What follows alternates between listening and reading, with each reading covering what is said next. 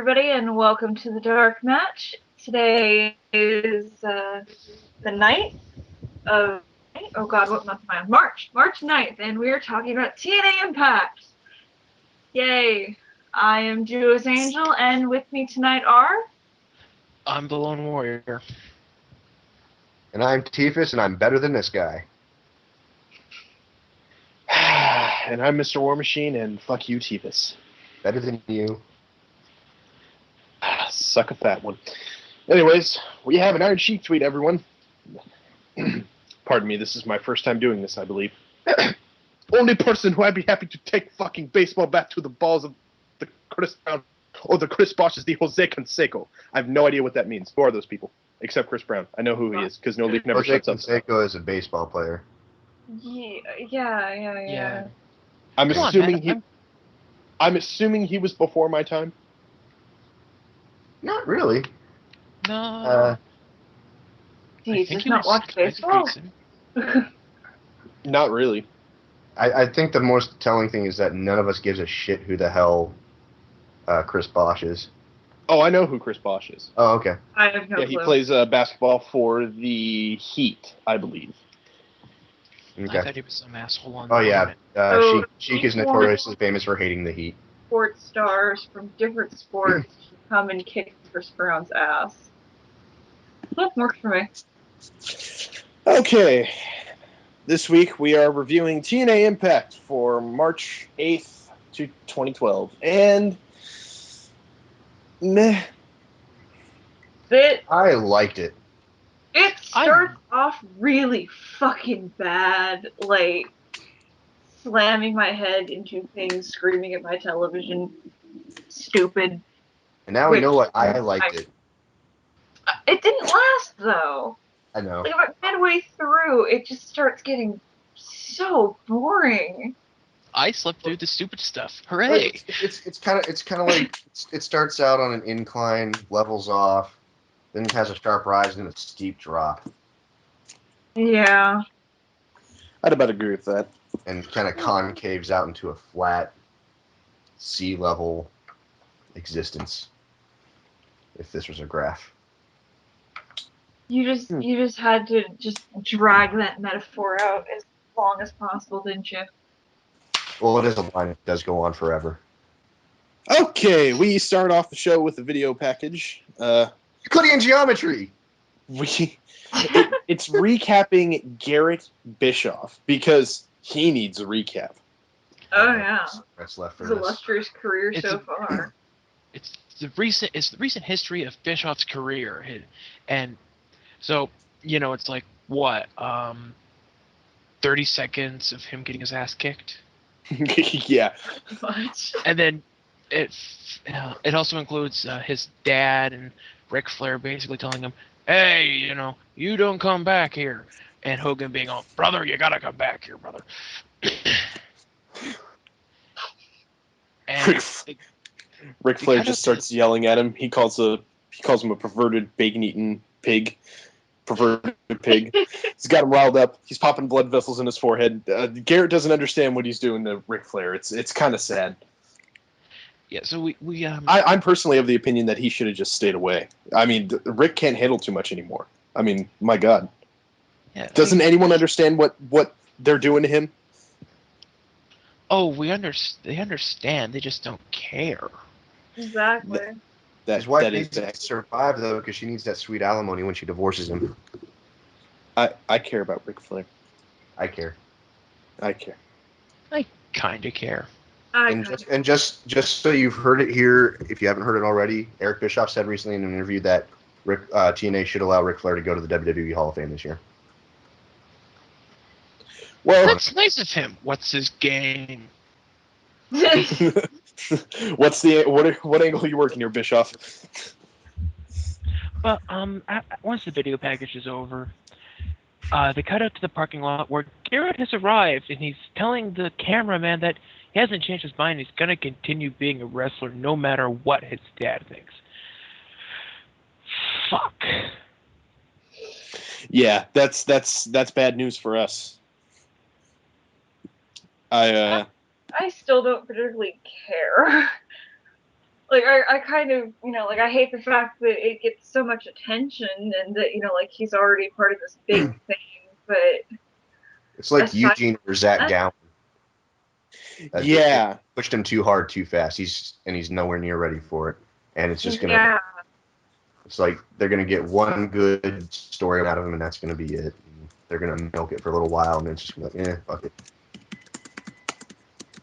Yeah, so we go inside where Bischoff, Flair, and Gunner they're in the ring basically saying, yeah, we got some family business to settle, and Wait, Garrett has that isn't even exactly what he said.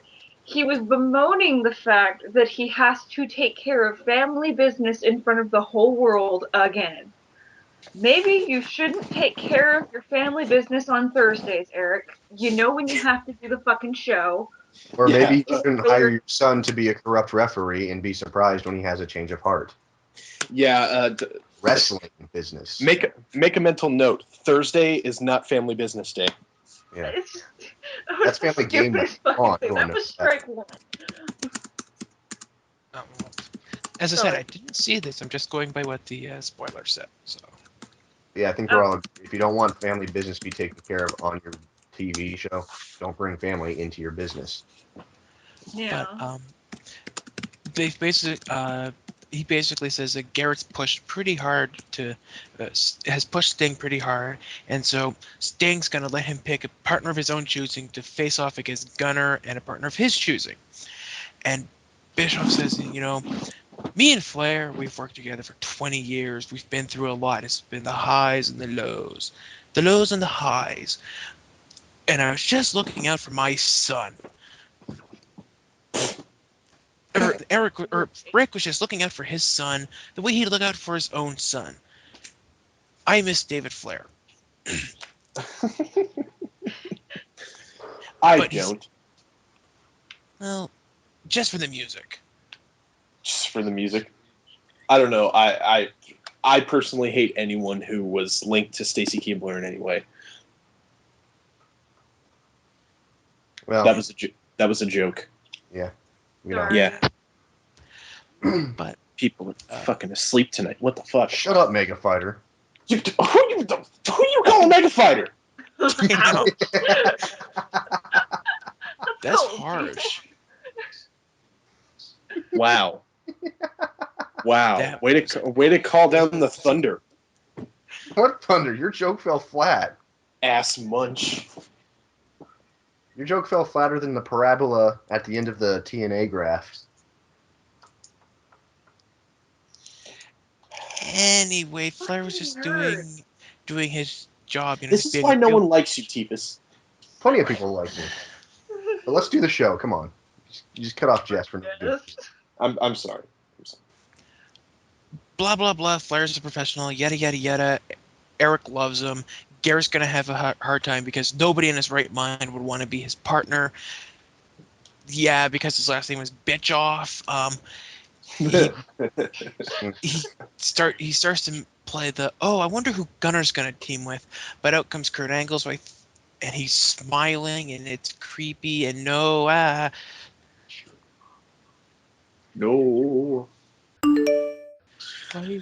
From the moment Kurt Angle walked out, and if I hadn't been so tired and disinterested, I would have realized it myself. But from the minute you see Kurt Angle, you automatically should have know who the fuck Garrett's partner is going to be. But we'll go ahead and keep it a secret until we get there.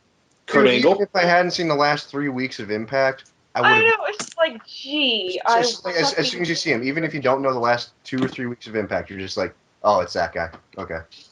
Kurt Angle? honestly, like, if I didn't have information Kurt Angle? confused from listening to people watching the show last night, I would have realized who it was. Yeah. Guys, I have a question.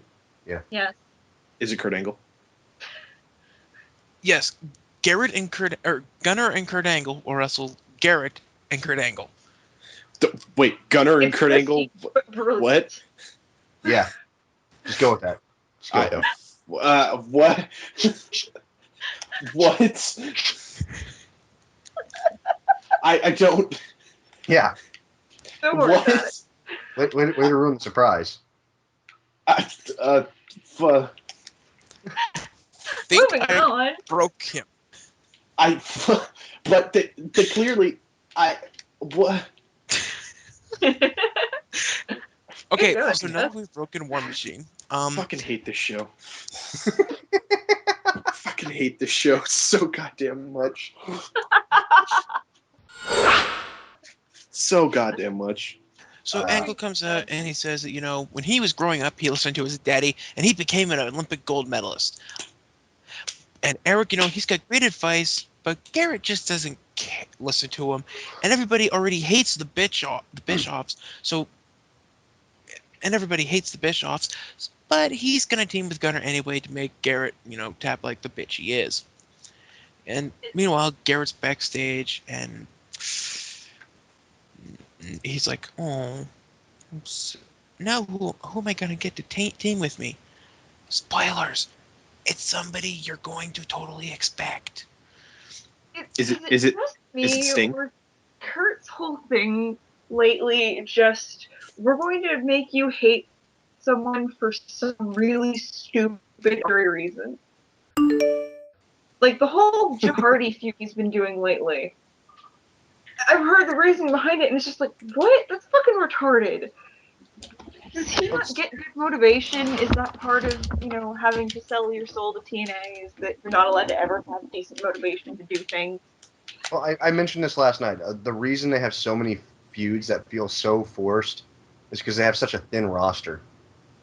And they're trying to make every feud sound so epic and monumental, and it's just not.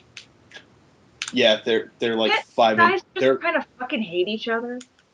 All the feuds they can make right now are feuds we've either seen in ECW, WCW, WWE, or 6 to 7 years ago in TNA. That's all we've got. I'm just waiting for the day they start proclaiming that every show is the greatest night in the history of our business. Yeah. No, that might make it entertaining. They're gonna put the belt on Daniel Bryan. That'll put asses in the seats.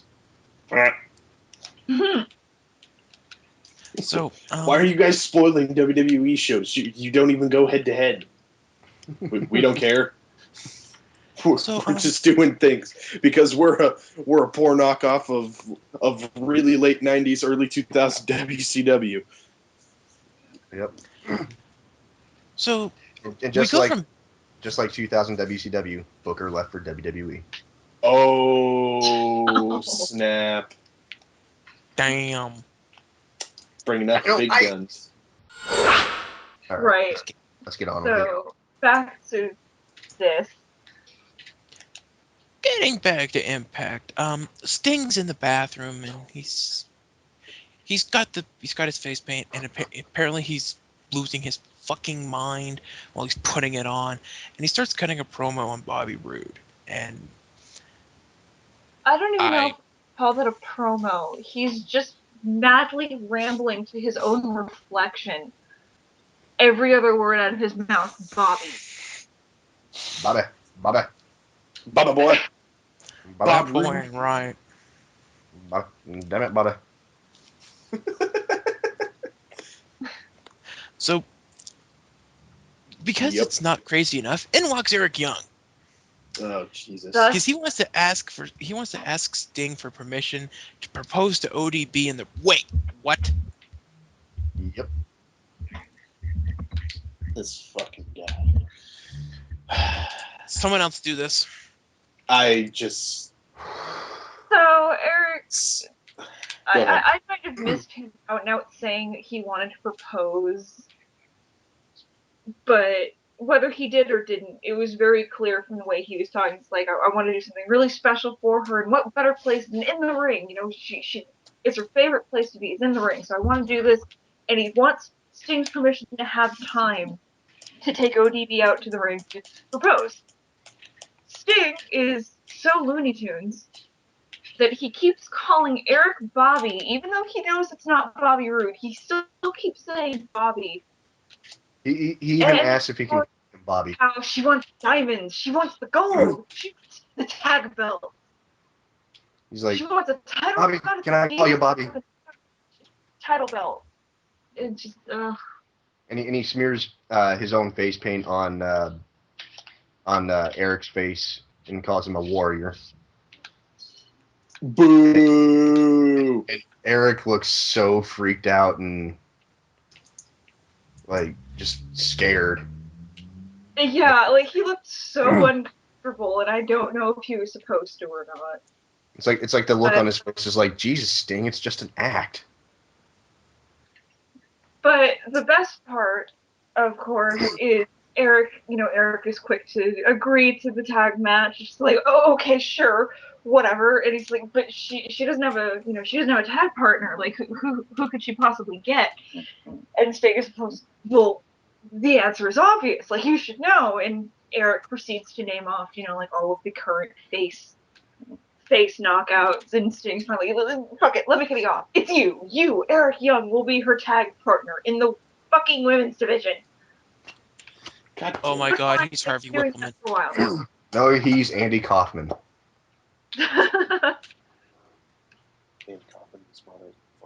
So, and that leads us into our Knockouts tag team match. Woo! Title match. Sort of. It was actually a good match. Actually, it was. Yeah. I missed it.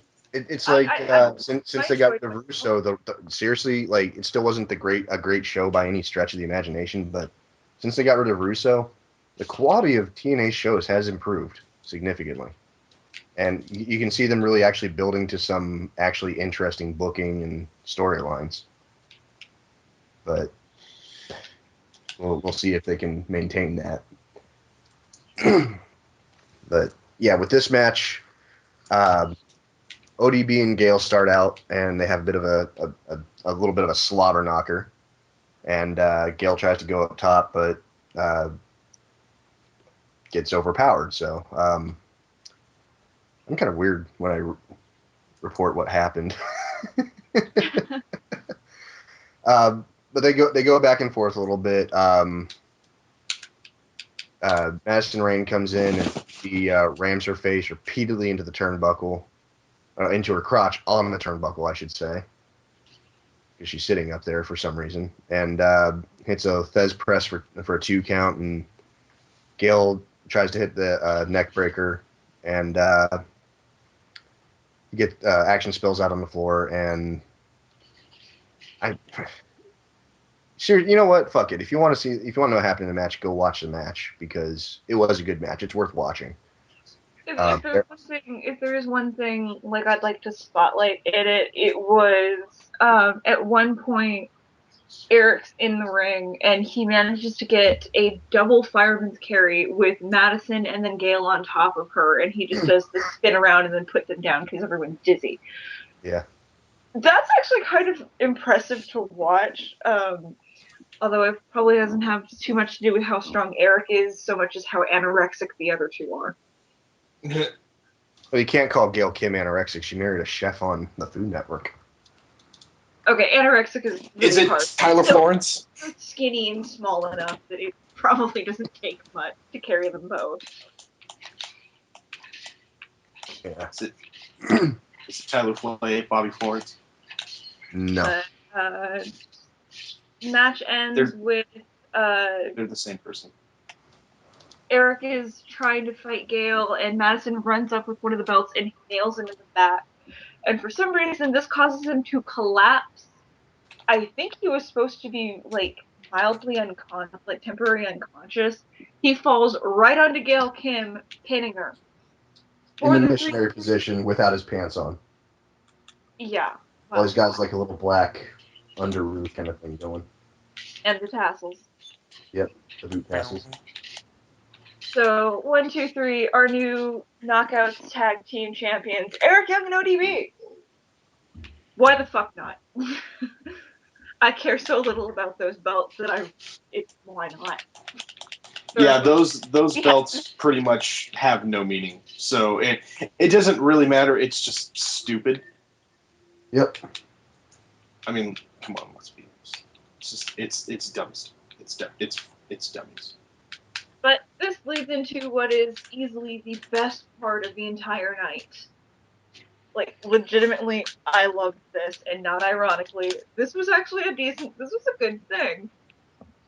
Because, Gail and Madison leave, and it's just ODB and Eric celebrating the ring, and so Eric kind of grabs her hand, gets down on one knee, pulls a ring from the underoos, and proposes. And credit to ODB, her expression was really genuine. She looked really kind of, not necessarily scared, but definitely just the holy shit, he's actually proposing. Yeah. And not necessarily in a bad way. And then she takes the ring from him and she starts to turn around like as he's gonna walk away because she made him stand up, and he starts to look heartbroken, and then she immediately spins around, drops to one knee, and proposes back. And of course Eric says yes, and it's all cute, so now they're engaged. And I'm sorry, this was actually a really good segment. I loved this. I'm done gushing now. Yep.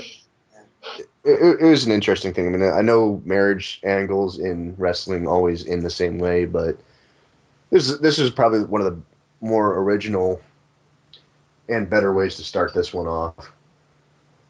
Yeah, who knows where this could go. I could easily end up turning on the angle itself, but this segment on its own, without really worrying about what's coming, is definitely the highlight of the night, at least for me. Yep. I kind of wish I'd seen this. Nah, I disagree. Well, I didn't particularly care for it. You're biased. I'm not biased. I'm not biased. I just didn't particularly care for it. I mean, I get the idea, and I get why some people would like it. I just didn't. But if you want to show of strength, though, Eric Young actually leapt into ODB's arms. So she was. Oh God, I don't think I caught that. Oh my God. Yeah. And she looked like she was about to drop him, like she didn't expect it, but she hung in there. And then they collapsed to the ground, making out in true. I'm kind of glad I missed that. No offense to either one of them. And immediately after this, Dixie Carter goes on Twitter and says, "What do you get for the most eccentric couple in TNA for their wedding?" And right away, Eric Young responds, "Registered at the hockey store."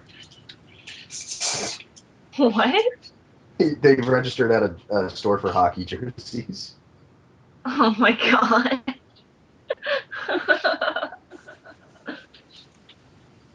So, we go back after this, to bring the mood way back down.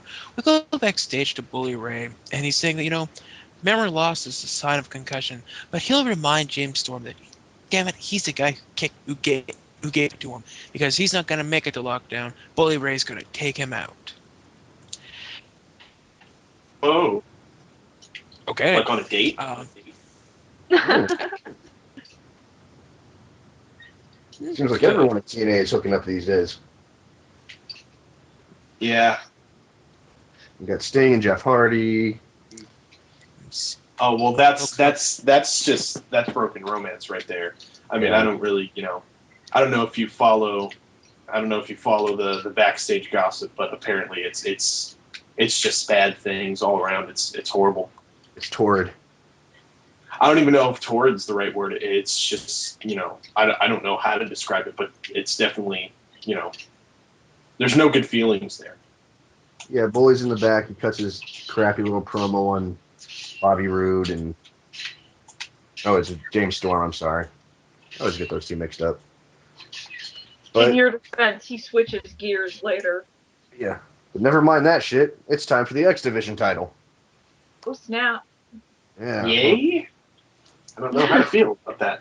I'm not gonna lie.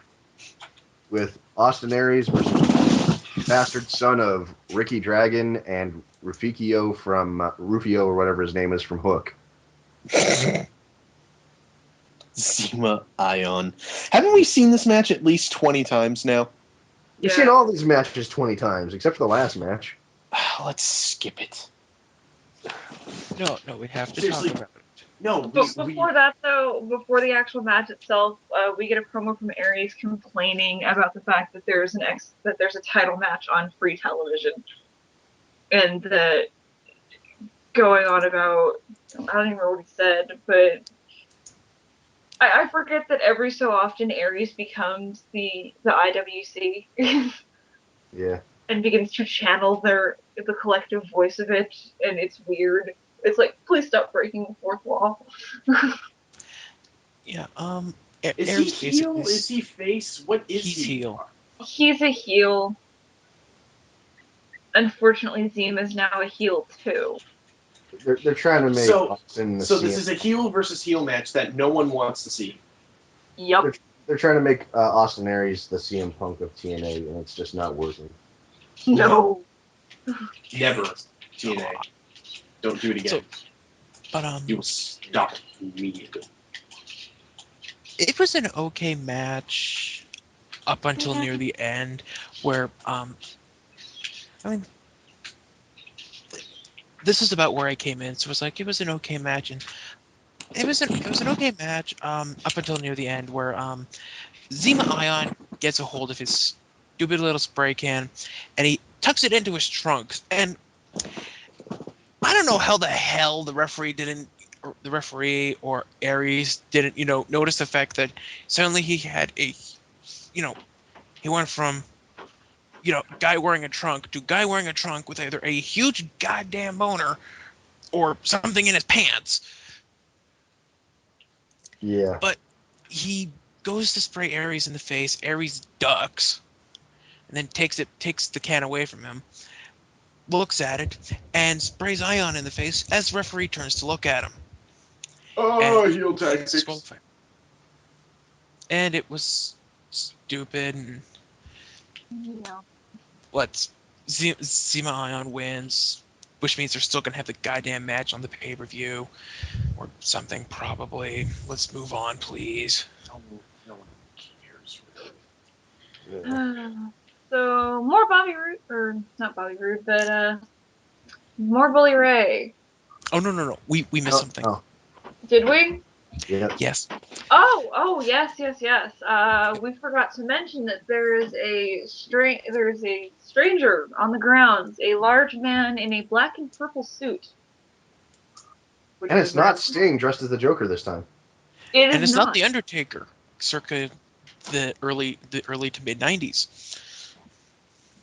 It's this big fat guy in a suit with glasses, and he's apparently Abyss's brother, and Abyss has gone missing, and his family's looking for him. Yeah, so he introduces himself to this guy, and he's like, I'm his brother. And have you seen him? No. Okay, thanks. And he leaves, and Velvet's guy has this look on her face like, wait, Abyss has a brother? She even said as much to him. She's like, "Oh, I had no idea he had one." Yeah, but this is... I think this I comes didn't up know again Abyss was later. actually missing. Is that what they're calling it now? The last time we heard about Abyss was they showed Bully Ray in the back with bloodied up hands, and someone asked him if he'd seen Abyss, and he goes, "Oh yeah, he just left to go home." Implying that So he Bully beat him. Ray has brutally beaten Abyss to death, hidden the body, and it's just now being talked about. Yeah. Ninjas. Yeah, that's about right. Come on. I don't think it was kidnapped this time. Yeah. I don't think you could kidnap someone that big. I don't think it's Let's possible. kidnap Joe. He's that big. No, Yeah. no, Abyss is bigger than Joe. He's Really? taller. Yeah, he's at least taller, but Anyway, that's fun. but we'll get to this later because it Speaking of pops up Bully again. Ray, Yeah, okay, now we're at Bully Ray. Sorry. My bad. he's out in the ring and he's showing off his calves, talking more shit about James Storm and how he deserves to have the #1 contender spot. And he wants Sting to come down to the ring right now and name him the #1 contender. No. Sting? I'm sorry. But I answered for before Sting, this, my bad. just something I feel needs to be pointed out. What the fuck is happening to Bully Ray's legs? He's the only person in the world that oils his legs and nothing else. His fucking calves are starting to become Comical. creepy. I think that's creepy. the point. I think that's the point, though. Well, it's a stupid point. It looks wrong. I don't pay attention unless they actually zoom in, and even then, I tend to immediately look away.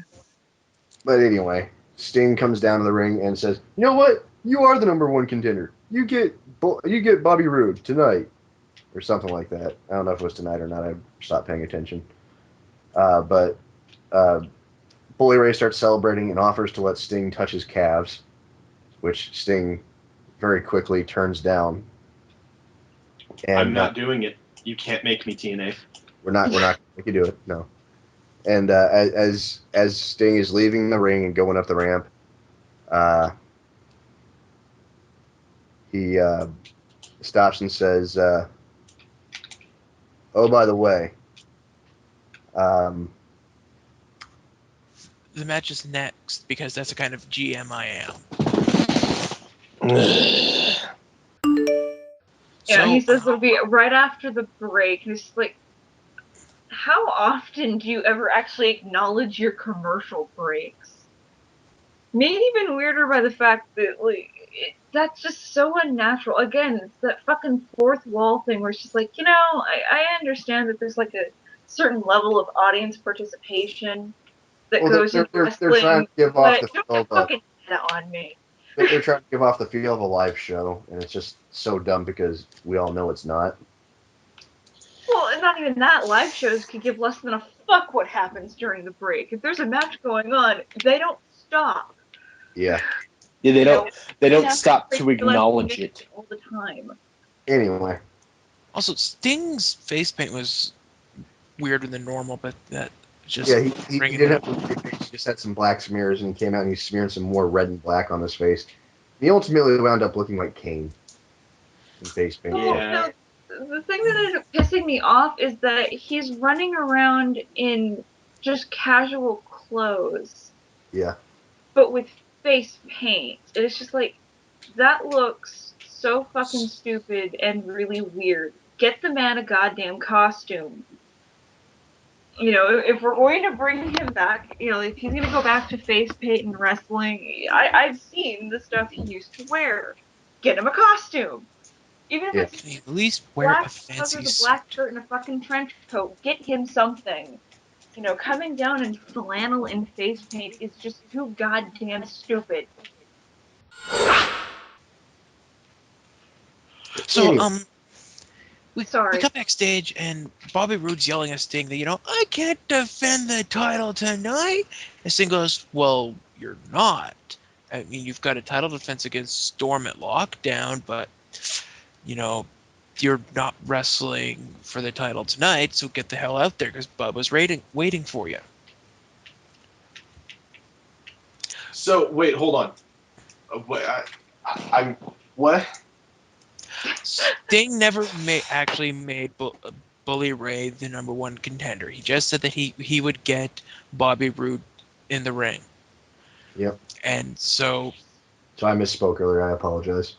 Bully Ray's in the ring thinking, I'm going to get a title match. I'm going to get a title match. And Bobby Roode knows, well, no, it's not a title match. And Sting's all, ha ha ha, I'm clever. When he's really not. Actually, that is kind of that is kind of a funny dick move to make. Okay, it is kind of clever, but yeah, it's a dick move. It is. So, Yeah. Considering how this goes, not only is it a dick move, but it's fucking pointless. Yeah. Yeah, it ultimately turns out to be nothing more than just a throwaway match that ends in a fucking no contest. It doesn't matter if it was a fucking title match. The title wouldn't have changed hands anyways. I don't get why they do that. They have I'm Just mad. Yeah, I'm mad. Okay. All right. I'm mad. I'm not gonna lie. I definitely mad. I will say this, so it was an okay match from what I remember of it. I think the best part about this match was the psychology, actually. Because they just kind of milked the crowd, and the crowd went along with it, so, for what it's worth. The crowd Yeah, was, seriously, the crowd really went along with it. Good lord. yeah. They had him eating out of the palm of their hands. Including the guy in the third row that had his face painted. Wow.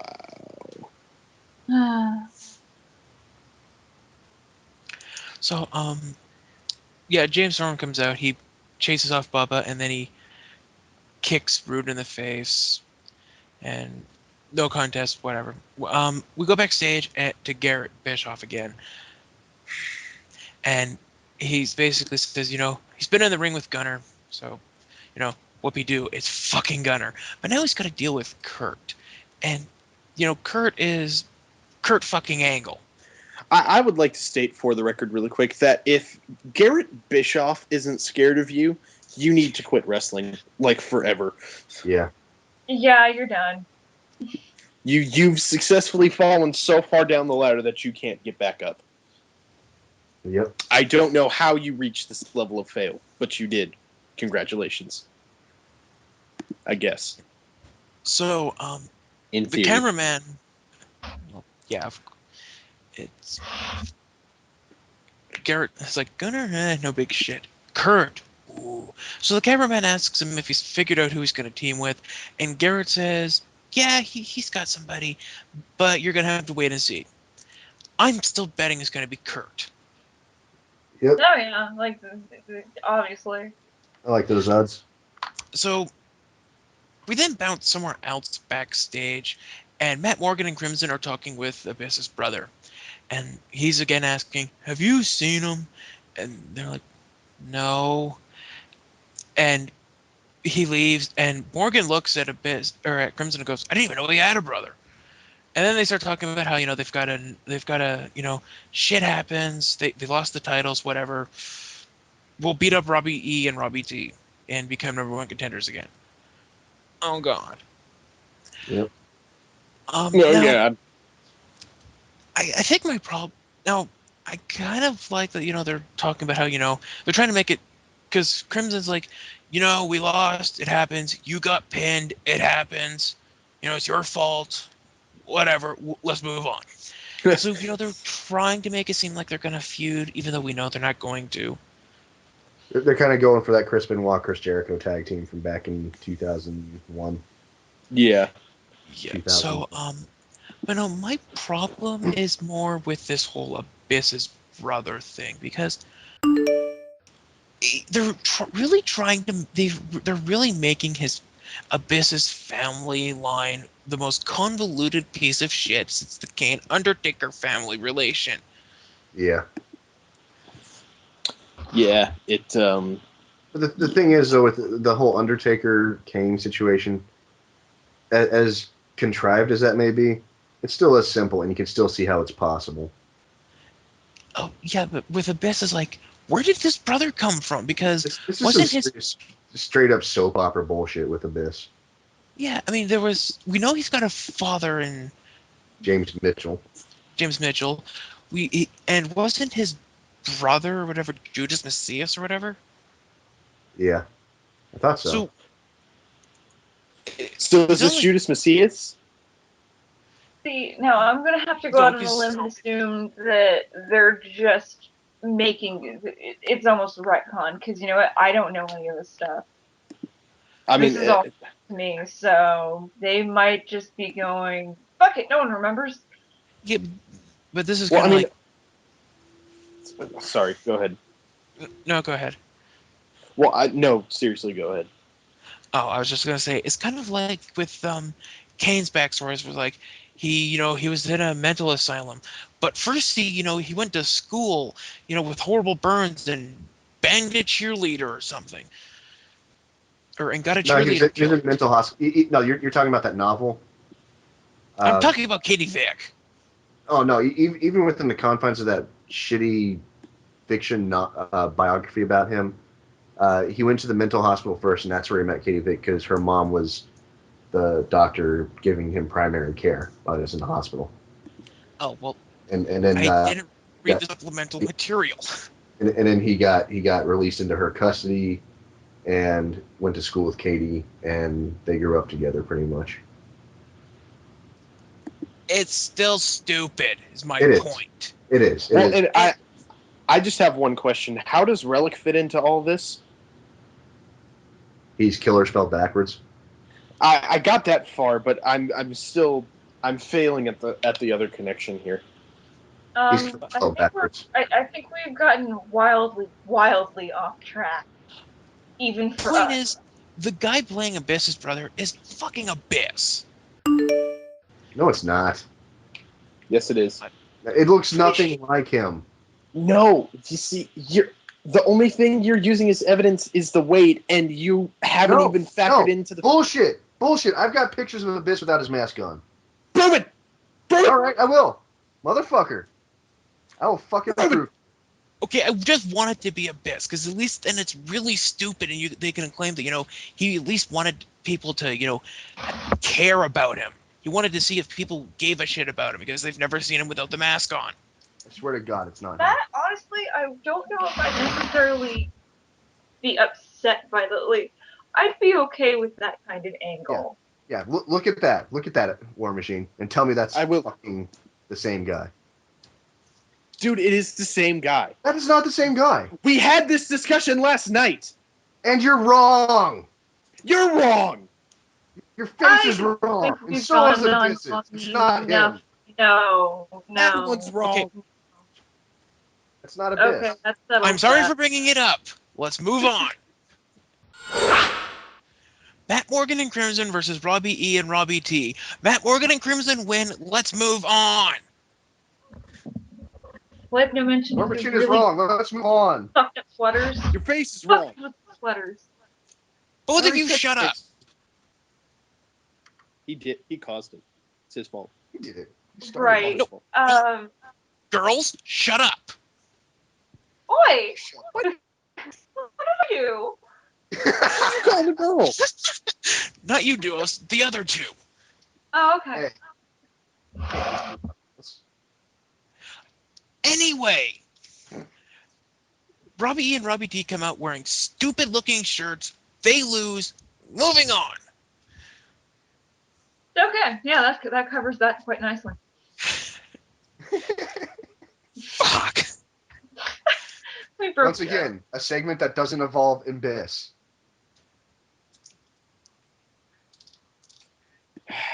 Suck it, Trebek. Fucking hell. Okay. AJ Styles is talking about how Daniels and Kazarian are former friends to him.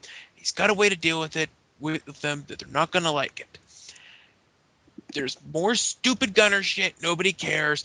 AJ's in the ring. Oh, no. He's out there talking about how, TNA's on its 10th anniversary, and he's so proud of them.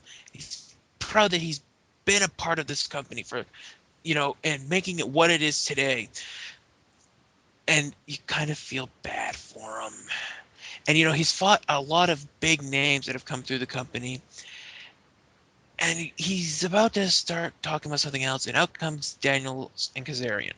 And they're basically all, well, Daniels goes, well, as a new face of Impact Wrestling, thank you, I need to come out and claim my spot. And that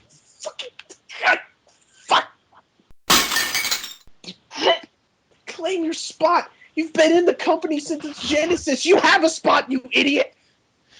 Oh my. he says that, he came back to TNA to stand by AJ, or, to stand by his friend, and all his friendship got, his friendship got AJ, fortune and fame, and all that AJ's friendship got him was reprimanded, punished, and ultimately fired. And that's why he decided to start trying to dick AJ over. And Kazarian... Which makes total sense considering when he came back to help Fortune instead of helping Immortal. I can't. Yeah, we probably shouldn't drag up things like that. It's not like, Let's not talk about continuity.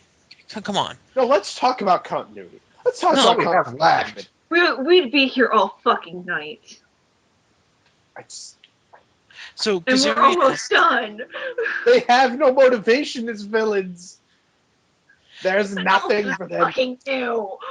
Nothing. Pretty much, long story short, is blah, blah, blah, blah, blah. We've got nothing for these guys to do, so let's have them feud with each other. Let's draw the lines here. Why? Oh, because we haven't done it before. Oh, wait, yes, we have 10,000 fucking times. No, we're gonna discuss this in excruciating detail. There's not been a Plus, we single are. year that the two of these guys have not been in this company at the same time, that they have not had a high-profile feud with each other.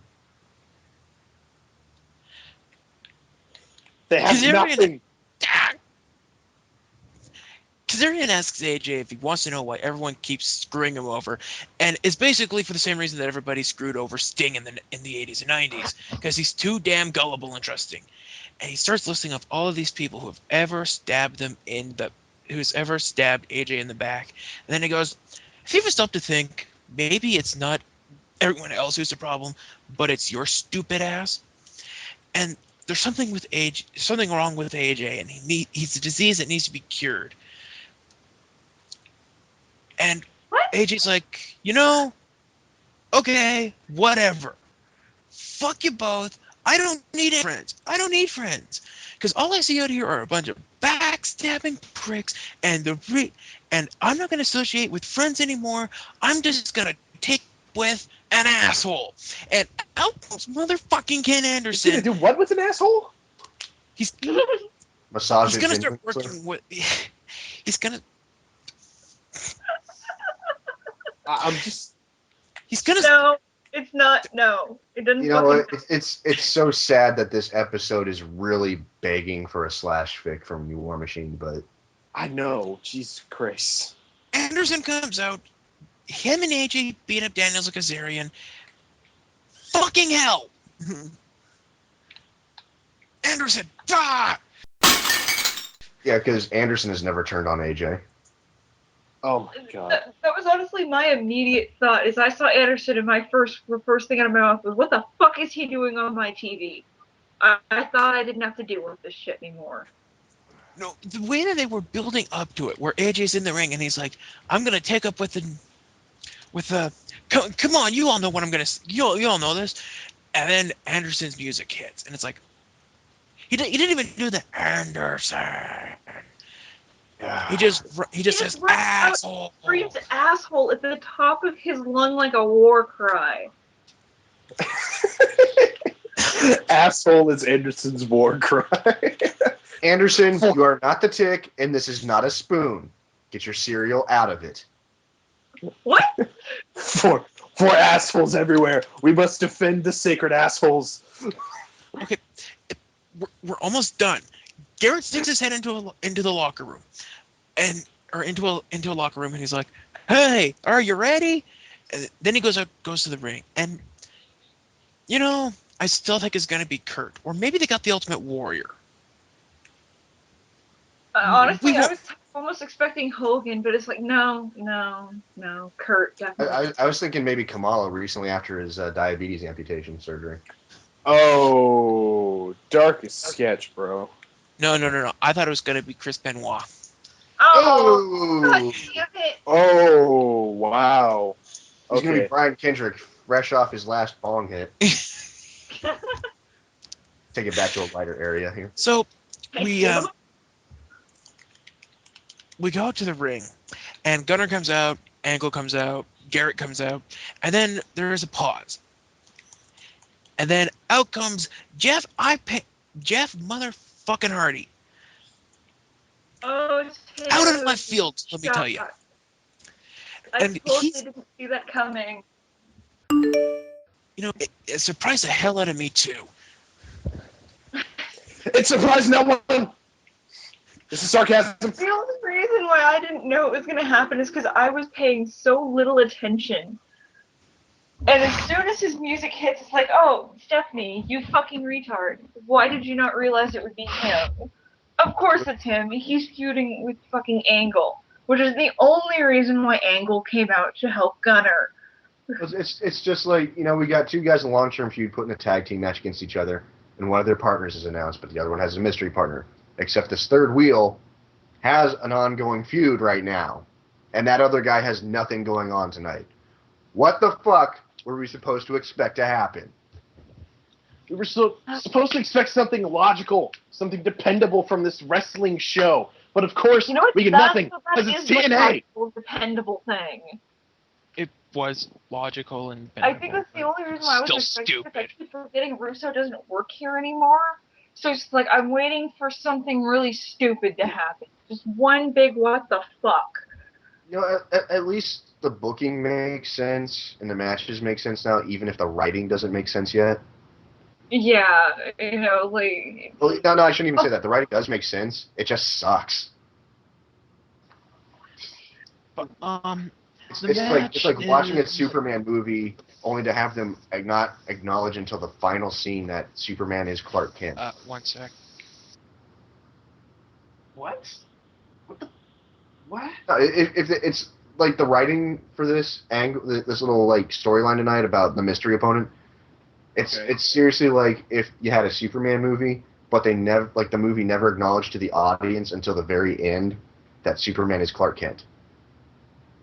Not that bad. I'm just saying, really so fucking obvious. stupid. Like, we all know who it is. You're trying to make a big deal out of nothing. Okay. But no, Not playing Clue here, TNA. So I think you mean Guess Who. That too. a couple things. No. There's murder victims in the back area of TNA's stage. So yeah, it's definitely Flo.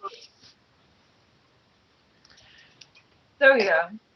This is missing. Who did it? Bully Ray in the backstage area with his calves. Choked him out with his calves. That's what it should have been. He should have come out with bloody calves. That would have been awesome. I don't think he was doing the calves thing yet. But Damn. anyway. I think he was. Anyway, a couple of things about the match. One, Jeff Hardy comes out. He's got one half of his face is painted red, the other half is painted blue. He kind of looks like that guy from Street Fighter 3. Yeah, that one guy. Yeah, that guy. That boss, I don't know his name. He has copied the Jack Sparrow eyes painted on his eyelids. If you say Akuma, I will kill you.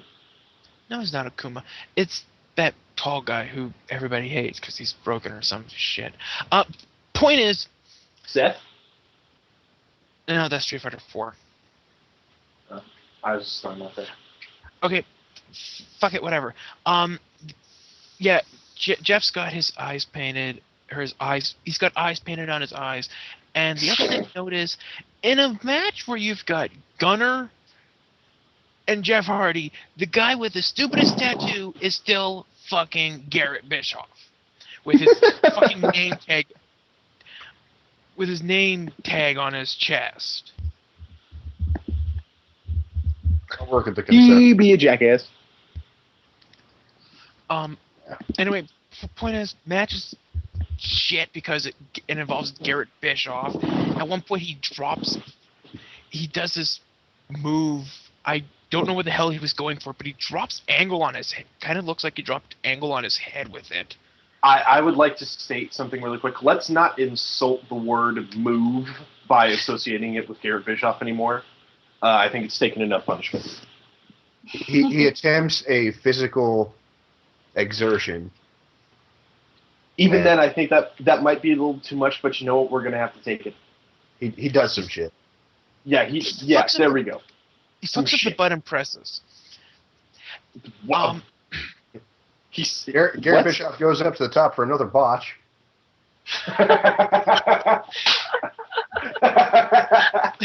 Yep. Every move he does from now on, botch. What Okay. if he gets them right? What if he Garrett Danger Zone Bischoff. Anyway, the move is called the Silver Slice or something, I guess. It basically looks like he dropped Angle on his head. And Gunner and Angle go to do something to go to clobber him. He ducks and clothesline them both. And then fucking Jeff hits the Swanton on Angle and gets the 3 count. And I'm still convinced there was no tag on that. There wasn't. So, And I can't believe they're calling this the Silver Slice. I mean, they missed a perfect opportunity to call it the Silver Spoon and say anytime he hits it that Garrett Bischoff just spooned angle. No, dude. Then at that point, they are asking so much for a slash fiction that I would refuse to do it on the show ever again. It's just missed opportunities for something actually kind of creative and witty. point is, the illegal man gets the fucking pin. Garrett and Hardy win. And that's it for Impact. My problem with that finish though is, okay, you've got Angle and Hardy feuding. Why would you have Hardy pin him? Why? Because you can't have Garrett pin Angle and you can't have Garrett pin Gunner. Because that would ruin that feud. You have Hardy pin Gunner then. Nobody cares about Gunner. Or you could have had Garrett pin Gunner because nobody cares about him. TNA cares. TNA is stupid. Yeah. TNA is stupid. I'm not saying it's right. I'm just saying their logic. It's not smart or correct, but it's one of the things that makes them who they are. Yep. So, yeah, this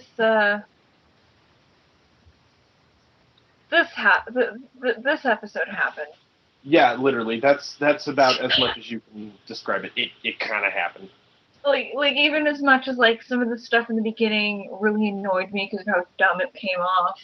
Even though I kind of liked the tag match between Gail Kim, Madison Rayne, and Eric and ODB. We had a really stupid point, a decent point, and then it just got boring as fuck from there. Yeah. And I just Yeah, it really did. And I think I would have preferred this show if it was really bad. You see, that's been TNA's worst crime lately, is that they're not doing really, really bad shows. They're not doing really bad. They're doing really boring shows, and that's worse than being really bad. Yeah, it's always worse to be mediocre or average than it is to be really bad, because you want to be noticed. Yeah. That's the important part. I would rather it be strikingly bad than strikingly boring. Yeah. Because then you could sit there and say, oh, it's making people laugh, so I'm going to keep going with it. I guess. I mean, no one really wants to be hilariously bad. Well, Jackass does. Well, yeah, but I mean, Jackass isn't hilariously bad. It's just hilarious. Yeah, that's it for us. Good night. Good luck. Go away.